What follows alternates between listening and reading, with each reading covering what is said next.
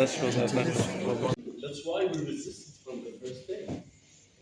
And today we see the instability in the region and even inside Afghanistan. And one of the most and severe assaults are the assault on the rights of women and girls. And unfortunately, this is probably, in my opinion, most definitely, the worst situation that women are facing in the whole entire planet. Afghanistan is increasingly pushed to the margins by international attention, by international community, because of many crises that we are facing today. After the withdrawal of 2021, Afghanistan became a reminder of failure that many would rather forget. Fatigue, competing crisis, and that the illusion that the Taliban has changed. The Taliban and their control would bring to so-called stability. But I believe the action of the Taliban for the past 5 years, it should be evidence enough and proof enough that illusion was nothing but that illusion, a lie. But ignoring Afghanistan today will not make it safe for the people of Afghanistan especially, and particularly, and for the whole world. When girls are banned from school, when journalists are being silenced, and when entire people and population live under fear, the damage does not stop at the doorsteps of people of Afghanistan and at our borders. It erodes the very principle that holds the international community and international order together. International reconnaît alors les crimes d'apartheid qui comprennent notamment des violences physiques graves, la torture ou la détention arbitraire, la privation des droits et libertés fondamentales ou encore le déni, et ça ce qui est très important pour le cas de l'Afghanistan, le déni du droit de participer à la vie politique, économique, sociale d'un pays.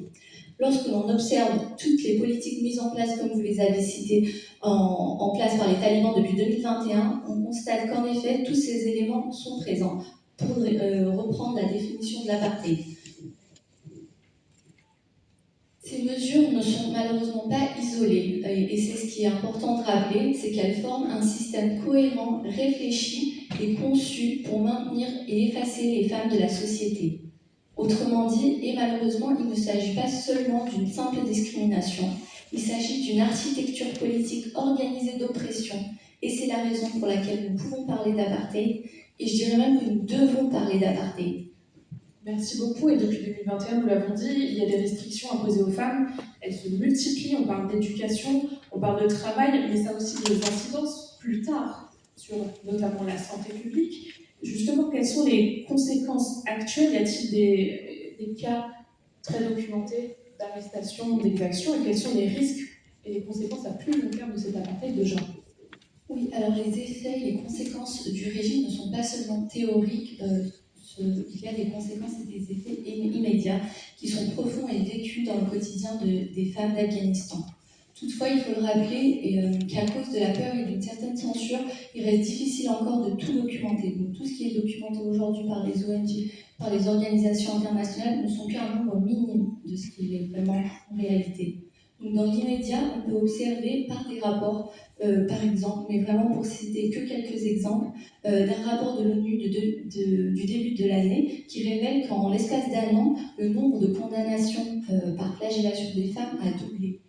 Il y a un rapport également d'une ONG qui s'appelle Afghan Women Rights Watch, qui se base sur à peu près 400 cas documentés et qui met en évidence une répression organisée selon 3 niveaux.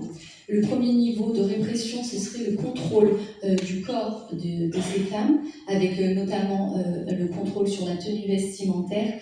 Le deuxième contrôle serait un effacement de la présence sociale de ces femmes afghanes. Et enfin, pour le troisième niveau de contrôle, ce serait une persécution institutionnelle, c'est-à-dire avec la mise en place de décrets, de lois et une suppression même, par exemple, du ministère des Femmes en Afghanistan.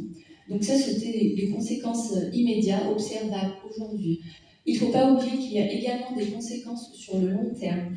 Ces conséquences sur le long terme, par exemple, en parlant du droit à l'éducation, aujourd'hui on peut simplement penser que c'est juste quelques petites filles qui sont interdites d'école. Alors déjà le chiffre c'est de 2,2 millions de filles qui sont actuellement privées d'éducation secondaire et universitaire en Afghanistan.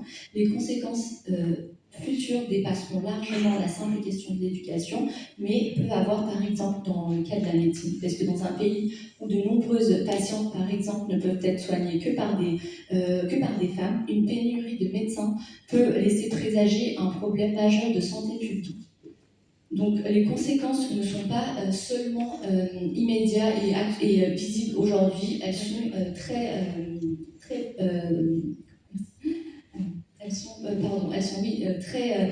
importantes dans le futur.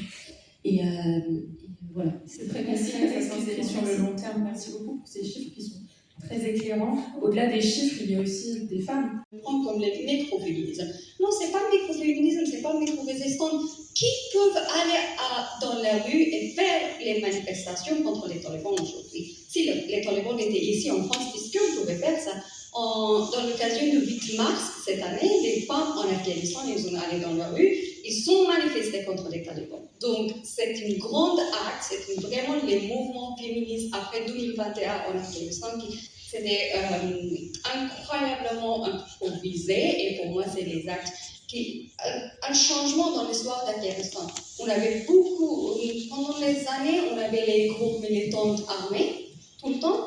Mais ici, c'est les femmes maintenant qui sont aussi sont en train de prouver ses places dans la société, dans les politiques, et aller dans les rues et demandent ses droits elles-mêmes. Elles ne demandent pas les hommes d'aller et défendre les femmes là-bas. Oui, on respecte notre frère qui est à côté de nous, ou les hommes qui sont à côté de nous, mais aussi, il faut qu'on n'ignore pas les femmes et sa place ou sa rôle aujourd'hui en Afghanistan et dans la situation d'Afghanistan. Même, je pense que c'est une manière qui peut changer le regard de la monde sur les femmes. Que pas les femmes en Afghanistan. Les femmes, dessus toutes ces violences en Afghanistan, elles résistent, elles parlent, elles prennent la place, elles parlent et ils sont créés les mouvements féministes. Donc ça, c'est très, très important et précieux pour nous toutes et tous, je pense. Merci beaucoup. Rapidement, avec le temps qui nous reste, Monsieur Gacha, je le rappelle, vous êtes adjoint à la mairie de Paris chargé de l'Europe, des relations internationales et de la francophonie. La ville de Paris s'est engagée ces dernières années pour la cause afghane, notamment avec l'inauguration du square des femmes afghanes, luttant pour leur liberté dans le 20e arrondissement et par plusieurs prises de position au Conseil de Paris. Mais quel rôle une ville comme Paris peut concrètement, et j'insiste sur le mot concrètement, jouer dans la défense des droits des femmes afghanes, alors que même la situation se déroule à plusieurs milliers de kilomètres? Alors, il y a d'abord ce qui est de l'ordre du symbolique, et puis il y a ce qui est de l'ordre du concret, on va dire, qui passe par des actes politiques. Alors, le symbolique, ça a été, je l'ai incarné quelque part ce matin lors de mon discours, et à travers ma voix, c'est aussi la voix de la maire de Paris, évidemment, qui est le visage de cette ville. Et ça a été rappelé par Amal Massoud, Paris n'est pas une ville, est une ville singulière à travers le monde. Paris est une ville, de par son histoire, de par ce qu'elle incarne en matière de droits de l'homme, en matière d'engagement pour la liberté, qui a une résonance à l'international particulière. امیدوارم یک روز سفر بکنیم از نزدیکی. کی اومدی؟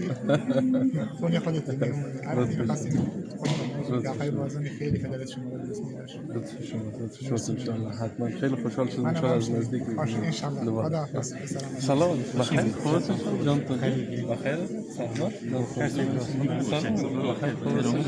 سلام بخیر خوبتون جانجو خوبتون ان شاء الله سلام خوبتون